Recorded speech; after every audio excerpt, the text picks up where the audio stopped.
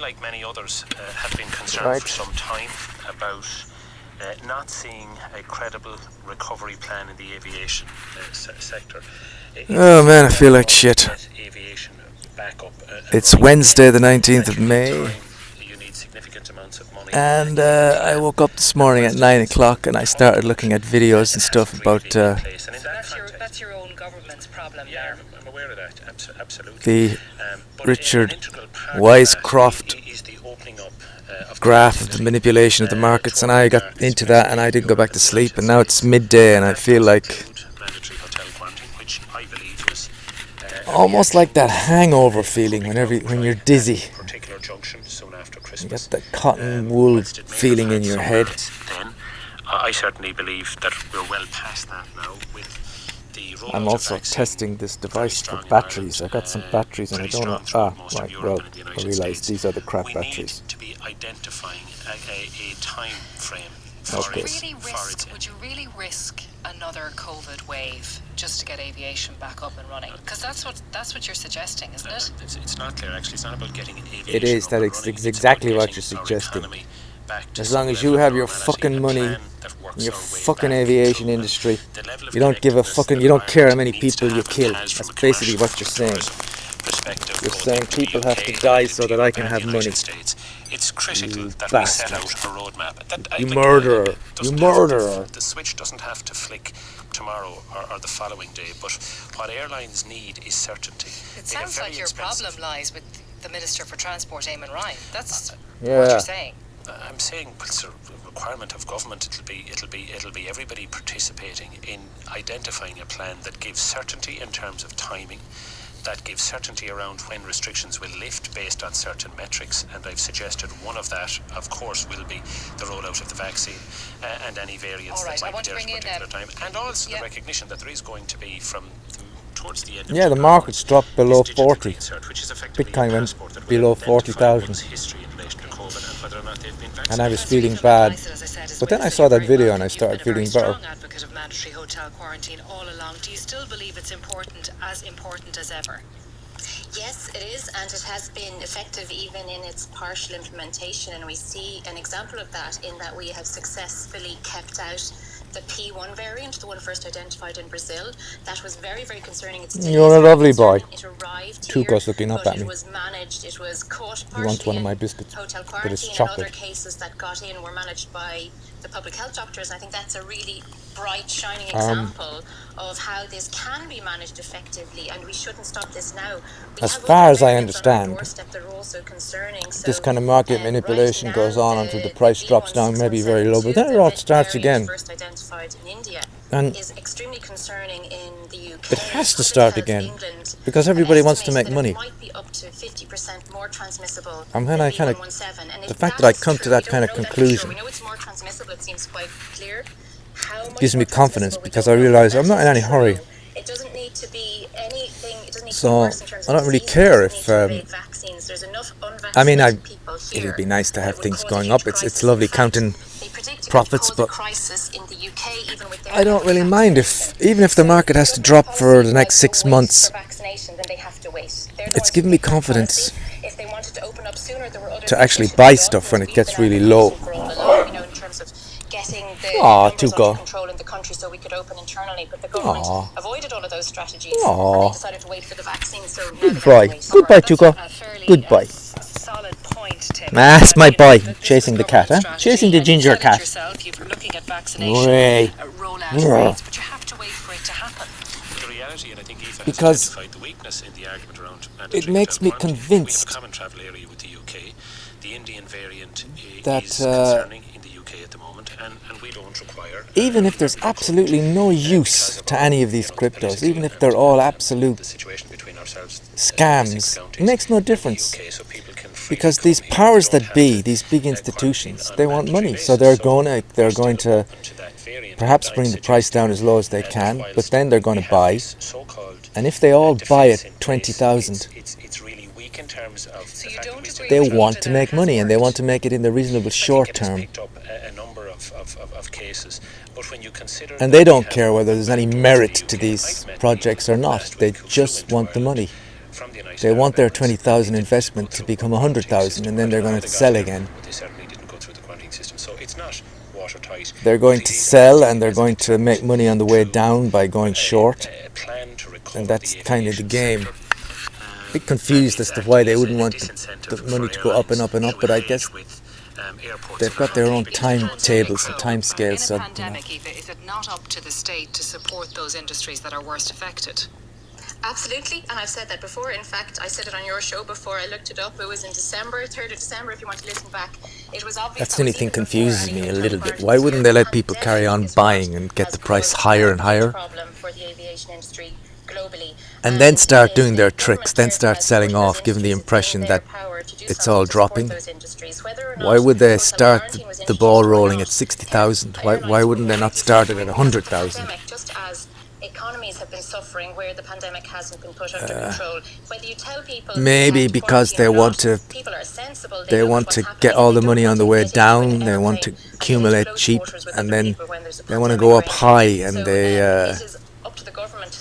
don't want to support those industries, and it's a rather they don't want to ruin the future, so to speak, yet.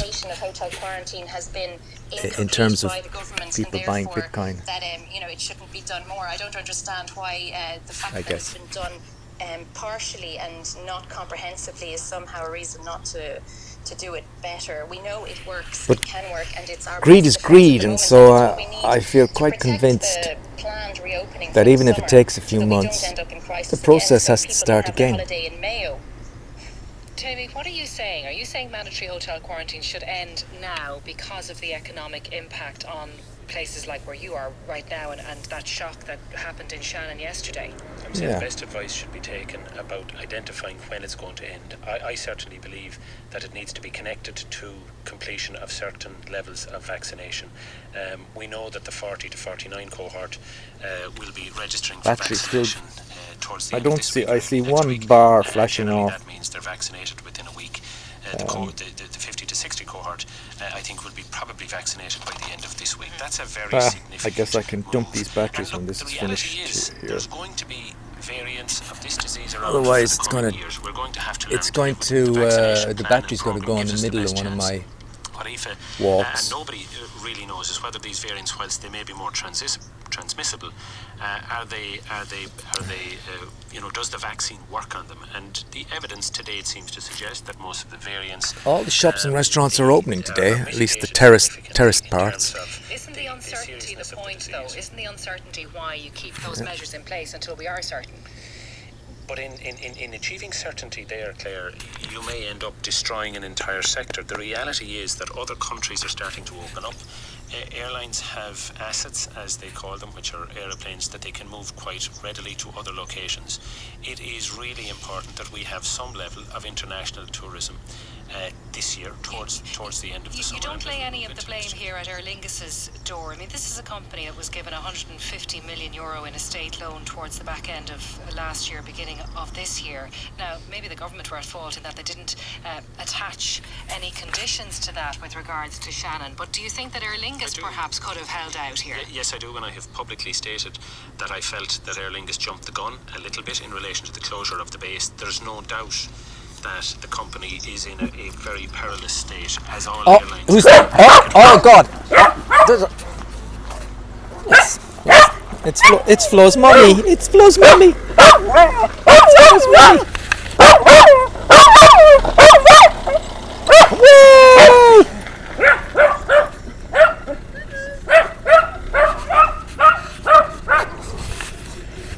It's Flo's mummy. It's Flo's mummy's back.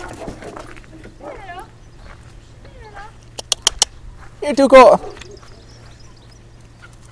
Look, who's there? I've got shopping in the back with you. That's my boy. Hello. How are things? Have you any comment to make? Any comment to make on the falling markets of Bitcoin? Anything to say about it? It's still falling. The 20% drop. Anything to say about 20% it? 20% since yesterday. 35,000 for Bitcoin. Any comment? Wow. Wow. We're soon gonna lose our money, no? 160 for ADA. Any comment? Down from 280. Really? Any comment on that? No, it wasn't at 280. 160 for the advice? 160, I think. Yeah. Oh wow. Yeah, but so that's your bear now. It's the crash now. That's your. Okay. Oh. What do you have to say to rumours that your 46,000 investment is now worth 20,000? What have you got to say to that? What have you got to say to that? Any comment on that? No, no comment. No, I say we still positive, no? Is it true your husband is selling everything as we speak? Is No, that true? Are those comments true? I hope no, because it's a long term. Long term. I'm gonna have to get some. Yeah, after the class, Brigitte is always very talkative, and then I went shopping. Because when we go back to work, I won't be able to chat with her at the afternoon. Yeah. Today things have opened up, huh? Terrace at back. Yeah. Are they? That must be lovely to see that, isn't Yeah, it? it's nice, yeah. After so long. They put two little tables on the Charles de Gaulle in our street, you know. And they put two tables as well in front of the shop Vide Grenier, you know.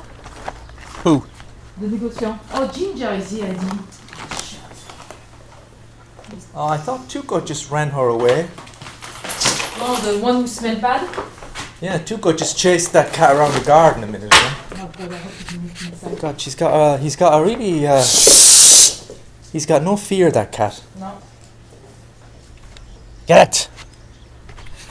Get it! Come here! I'll get it! Goodbye, Tuco. Doesn't smell.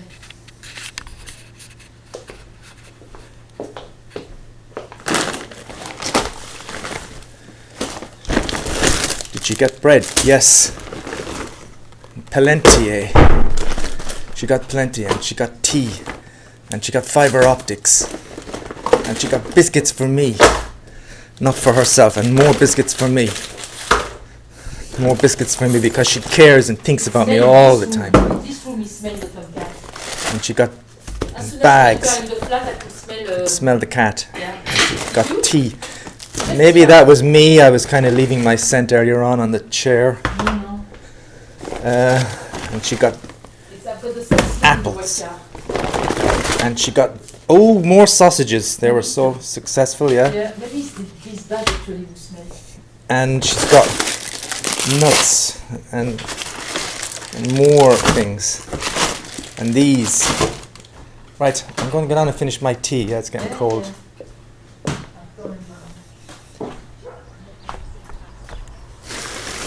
Up. Still going here. Battery hasn't gone yet.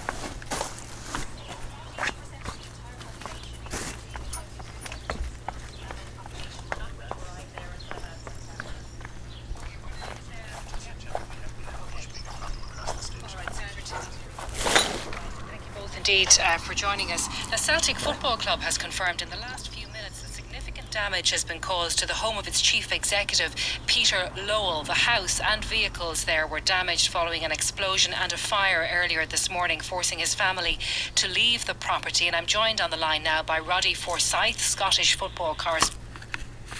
What the fuck? I lost the signal. Let's bring the bin out.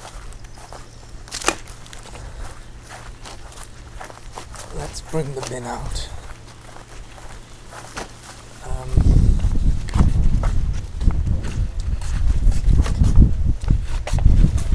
13 minutes recording.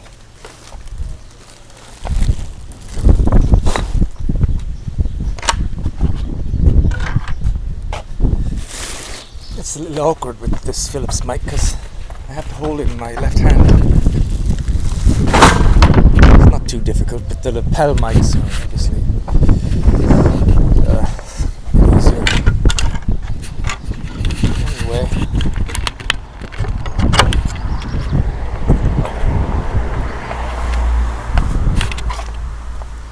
I'm really trying to drain the battery. That's what I'm doing, and I'm wondering what happens when the battery goes. Does this file get saved or does it disappear?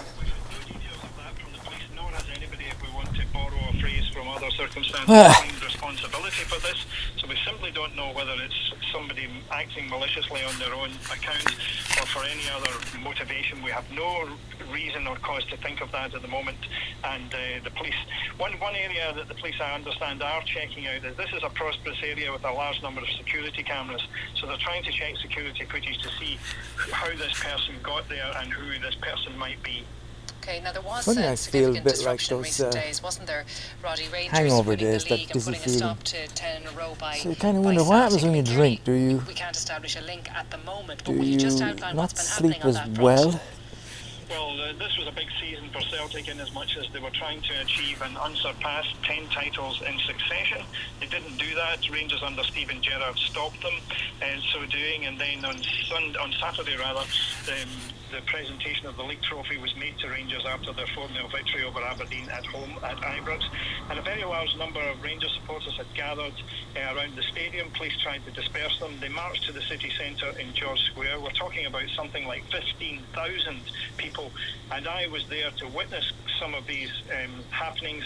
Some of the crowd were very drunk indeed. Part of that would have been because it was a Saturday, it was a non-working day, even under COVID regulations, a non-home working day for many people.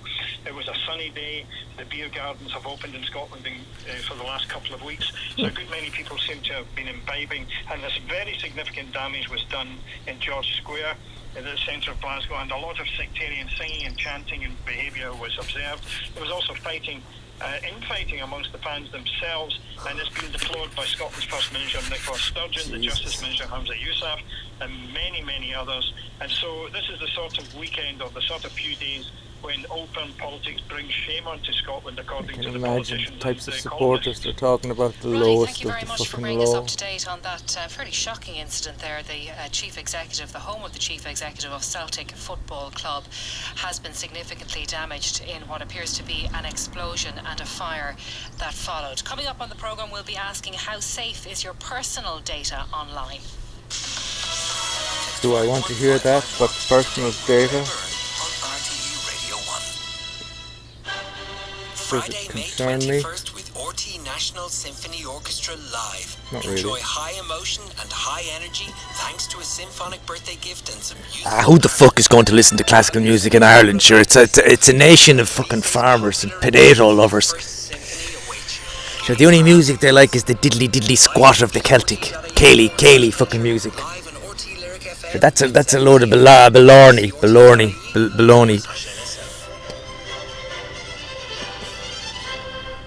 At Tesco, every little helps goes way beyond helping with your shopping, because a little help is donating 200,000 meals every month to community groups and supporting almost 45,000 jobs nationwide. A little help is working to make food more sustainable.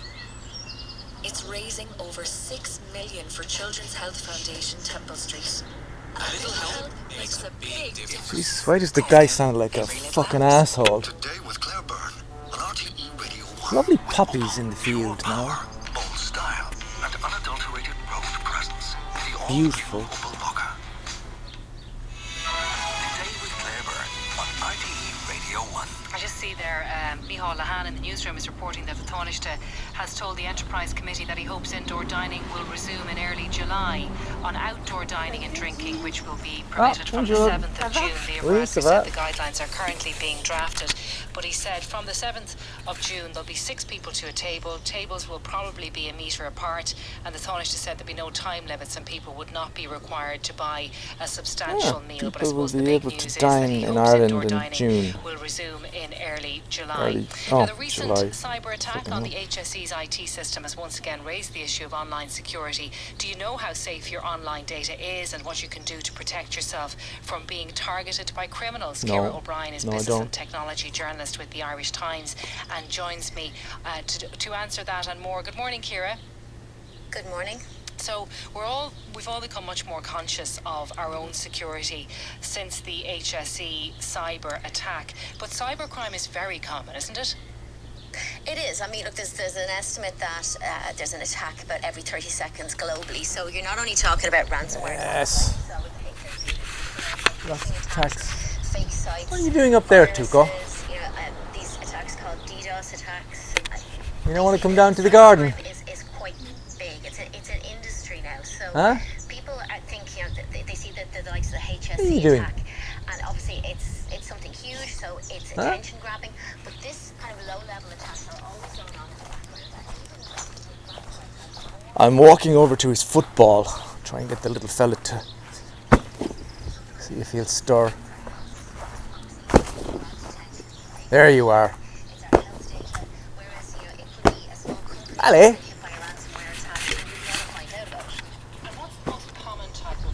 What? People would succumb to, because we all know we all get the text messages or the emails that look dodgy, but what are the ones that tend to catch people out? Huh? You not want to come down and play with your ball? The ones that a lot of people are seeing and falling for are Precious.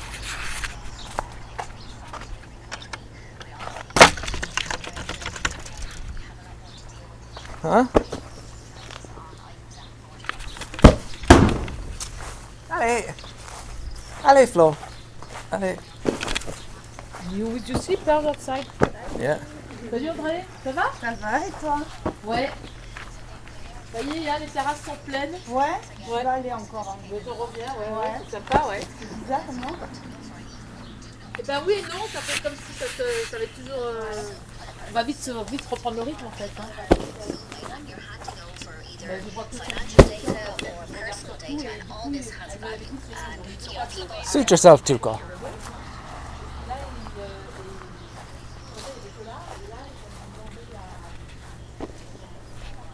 Funny when you've got a ball at your feet like that. It brings back memories of... it's just like a sense memory when you have a football at your feet. You're remembering the tarmac and chipping the ball in, you know, kicking the ball. I can see the goal in front of me, the wall, you know, and I can remember just the beginnings of matches for me. The ball would be, you know, you'd kick off the ball and someone would pass it back to me, and you'd be already planning where you're sending people and doing your Brazilian stuff.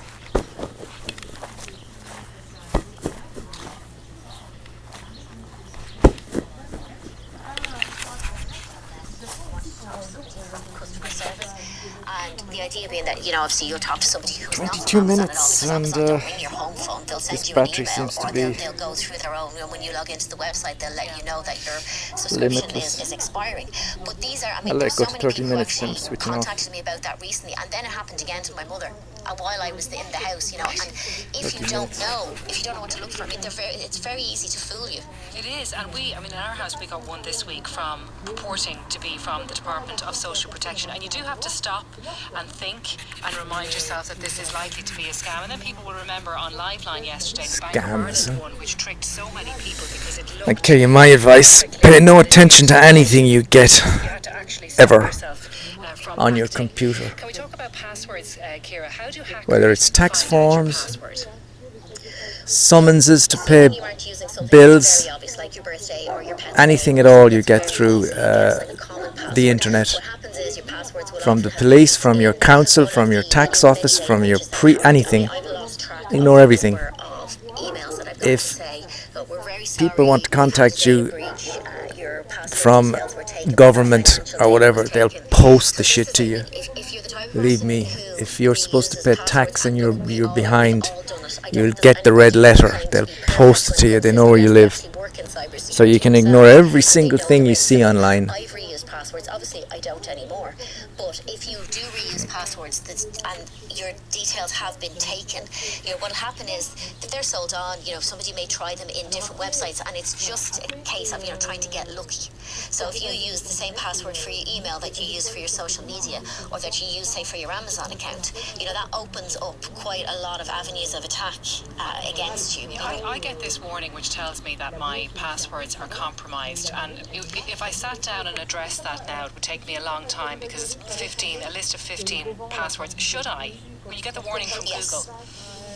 I would advise it. And yes, it does take quite a long time. I've done it myself, but I think I had about 40 passwords that were compromised. And it doesn't necessarily mean that it's your password that has been compromised, or that my password attached to my email address has been compromised. What it means is that if you use a common word, that it may have shown up in a list of passwords that have been compromised, not necessarily linked to your account, but that it is out there. Well, that's a bit and these passwords worrying. Can be tried. So if you use like your dog's name, like 10 other people could have used that as a password.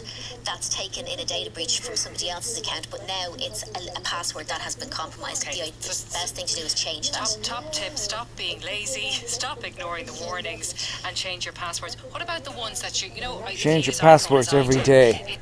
Every day, change all your passwords. They suggest, and they say it's a strong password. Is that a good idea? Well, it would be a better idea than reusing the same password over and over again. Usually with the iPhone... My advice is pick the one password and make it something that you won't forget, like your birthday or your first name. Use your birthday or your first name and use that for everything. Don't ever change your password. Use it for everything. Banks, Netflix, everything. And if you have to pick a number, pick something you can easily remember. 1, 2, 3, 4 I find is a good password. So yeah, I use that for everything, And if you have to put a date, put your birthday. No one will ever think of using your birthday,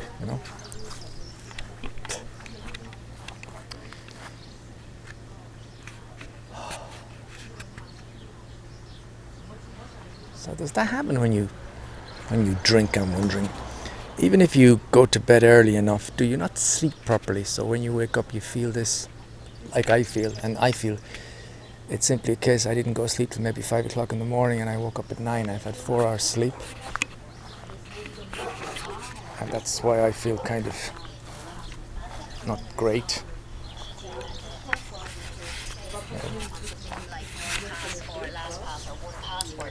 You only then have to remember one strong password.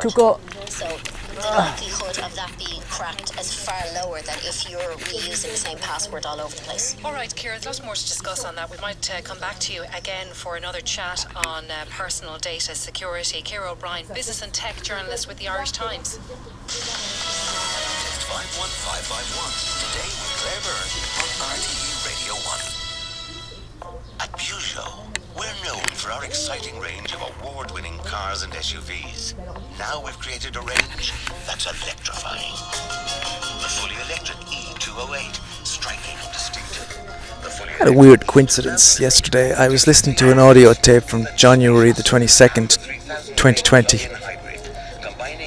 And I'm walking home and I'm listening to myself talking, and I'm passing some sheep with the dog guarding the sheep, and the dog's barking, guarding his sheep. And as I pass by, amazingly, I hear the same dog barking in my headphones, and I realise, shit, I'm walking in the same place from the audio tape I was listening to. I was walking past sheep with the same dog that I just passed in reality. Police officers more lenient to people with the same name as them? Why do doctors prescribe Weird. more drugs at the end of the day than at the start? And why do judges give harsher sentences on hot days? Well, my next guests are the co-authors. This is time to switch the radio off now because they're going into bullshit territory. There's no fucking interest. Who is Professor of Strategy and Business Policy Right. at HEC Paris, and think, Cass Sunstein, lawyer and director of the Behavioural Economics give it and another Public minute Policy here. Program at Harvard University. Join me now. Good But I'm morning going to to turn both off of the you. radio. Thank you for joining me today. Olivier, can I start? Sorry, Claire, you're talking about stuff I don't fucking give a shit about. Let's check the markets. What are we doing? What day is it? It's Wednesday. What's it at? Bitcoin is 40,200. Ethereum, 2,900. Binance Coin. Jesus, the Binance Coin is really 438. That's from a high of 670 or something. ADA 177. DOT 37. Litecoin 267. Link 37.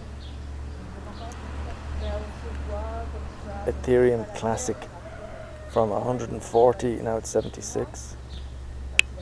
Thema from 12, now 8.